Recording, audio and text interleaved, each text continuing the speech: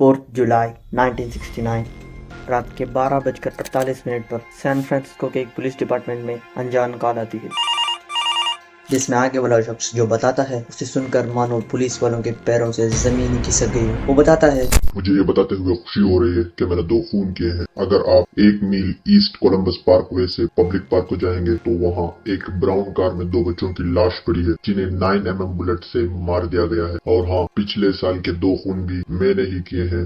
Good bye. अब सवाल यह है कि शख्स था कौन, इसने पुलिस को ऐसा क्या बताया कि वो सब जानकर हैरान हो गए। आइए जानते हैं हमारे साथ इस वीडियो में the unsolved mystery in the history of the America. Zodiac Killer. Zodiac Killer. Zodiac Killer. The Zodiac Killer. The Zodiac. Zodiac killings begin. The Zodiac.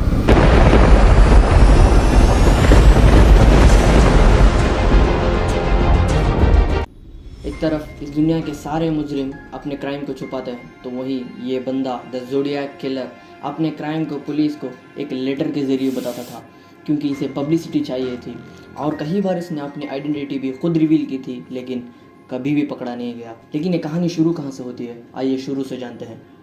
ये कहानी शुरू होती है 20 दिसंबर 1969 को, जब 17 साल का डेविड फेराडे और 16 साल की उसकी गर्लफ्रेंड बेटी लो जेनसन अपने कार को वेनेसिया के लेक हर्मन रोड में पार्क करते हैं ताकि कुछ समय बात कर सके। लेकिन उसी वक्त अचानक से शख्स आता है, 22 कैलिबर की पिस्टल से उन पर हमला कर देता है। 5 गोली पीठ में लगने की वजह से डेविड की गर्लफ्रेंड की मौके पर ही मौत हो जाती है। लेकिन डेविड की सांसें चल रही थी और जब उसे हॉस्पिटल ले जाया जा रहा था तो अनफॉर्चुनेटली वो भी चल बसा। और इस केस के बाद पुलिस भी इसमें इन्वॉल्व हो चुकी थी। His violent movements, or rather the violent periods that he has been in, he's an absolutely ruthless. इस केस के ठीक आधे साल बाद यानी 4 जुलाई 1969 को ऐसा ही एक केस फिर सामने आया, जब 22 साल की डेलिना फेरेन और उसका 19 साल का दोस्त मिशेल मेगाव अपनी कार को वेलेजो के blue rock spring parking lot में पार्क करते हैं ताकि वो आपस में थोड़ी देर बात कर सके। तभी अचानक से एक अनजान कार उनके ड्राइवर साइड में आकर रुकती है और अंदर से उन्हें कोई घूर रहा था। अचानक से वो कार गायब भी हो जाती है, लेकिन फिर वही कार उनके पैसेंजर साइड में आकर रुकती है और अंदर से उस कार के 5 गोली चलती है, जिसमें मेगाव की फ्रेंड बच नहीं पाती, लेकिन मेगाव बच चुका था।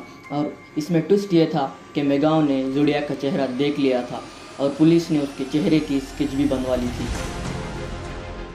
और इसी हादसे के बाद ज़ोडिएक ने पुलिस को कॉल किया था, जिसके बारे में हम वीडियो के स्टार्टिंग में देख चुके हैं। इस केस के ठीक 1 महीने बाद सैन फ्रांसिस्को क्रॉनिकल्स को ज़ोडिएक की तरफ से पहला लेटर मिलता है, जिसमें वो डिमांड करता है कि इस लेटर को न्यूज़पेपर के फ्रंट पेज में प्रिंट करना है, और अगर वो ऐसा नहीं करेंगे तो वो उन्हें धमकी देता है कि वो और लोगों को ऐसे ही मारेगा। लेकिन ये लेटर कोई आम लेटर नहीं था, ये एक मिस्टीरियस साइफर था जिसे सबसे पहले डिकोड करना था। इस लेटर को फेमसली कहा जाता है Z408 साइफर। इस लेटर को बहुत जल्दी ही डिकोड कर लिया गया, जिसमें वो कहता है कि मुझे लोगों को मारना अच्छा लगता है क्योंकि इंसान इस दुनिया का सबसे ख़तरनाक जानवर है। इन्हें मारकर मुझे अपनी लाइफ में एक थ्रिल मिलता है, और जब मैं मर जाऊंगा तो स्वर्ग में मैं दोबारा ज़िंदा हो जाऊंगा, और जिन लोगों को मैंने मारा है वो सब के सब मेरे ग़ुलाम बन जाएंगे। मैं तुम्हें अपना नाम नहीं बताऊंगा क्योंकि तुम मेरे इस काम को रोक दोगे। मगर ये सब यहीं नहीं ख़त्म होता।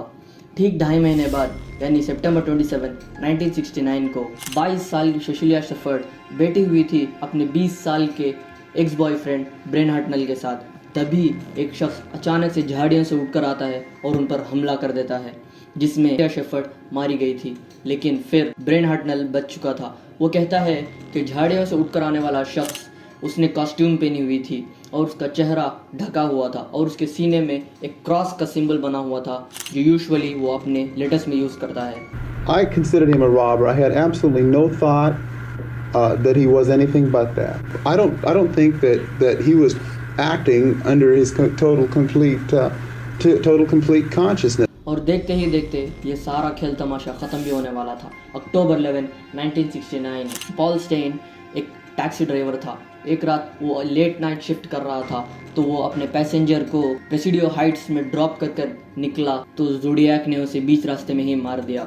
और यही नहीं, फिर उसने उस टैक्सी ड्राइवर के खून से लथपथ टी शर्ट के टुकड़े को पुलिस डिपार्टमेंट भेजा एक लेटर के साथ। और गेस व्हाट, वो लेटर भी एक साइफर ही था जिसे फेमसली Z340 साइफर कहा जाता है। और ये मैसेज 51 ईयर्स बाद यानी 2020 में जाकर डिकोड हुआ, जिसमें वो जो कहता है उसे जानकर हर कोई हैरान था। लेकिन उस मैसेज को जानने से पहले हमें एक बैक स्टोरी जाननी है। अक्टूबर 22, 1969 यानी खून होने के इसी महीने में सैन फ्रांसिस्को टेलीविज़न में एक कॉल आती है जिसमें आगे वाला शख्स बताता है कि वो ज़ोडिएक है। अब बढ़ते हैं उस लेटर की तरफ, जिसमें वो बताता है कि वो मैं नहीं था जिसने टीवी शो में कॉल किया था और गैस चैम्बर की पनिशमेंट से मैं नहीं डरता, क्योंकि वो मुझे स्वर्ग से बहुत जल्दी मिला देगी और मैंने अब बहुत सारे गुलाम को इकट्ठा कर लिया है। अब मुझे मौत का कोई डर नहीं। इसी तरह के कुल 22 लेटर ज़ोडिएक ने भेजे, उसमें से सिर्फ 17 ही हाथ लग पाए, जिनमें 4 साइफर कोड थे, जिनमें से सिर्फ 2 ही डिकोड हो पाए और 2 मैसेज आज तक डिकोड ना हो सके। और उन 2 लेटर्स में से ही एक लेटर वो भी था जिसमें उसने खुद अपना नाम भेजा था, लेकिन अनफॉर्चुनेटली जैसे कहा था कि वो डिकोड ना हो सका और वो कभी भी पकड़ा भी नहीं गया। मान लो कि अगर ये डिकोड हो जाता तो पुलिस के हाथ एक बहुत बड़ा क्लू मिल जाता, हो सकता था कि वो पकड़ा भी जाता, लेकिन ऐसा कभी हुआ नहीं। और ऐसा भी नहीं कि इन सब कारनामों में पुलिस को किसी पर शक भी नहीं आया।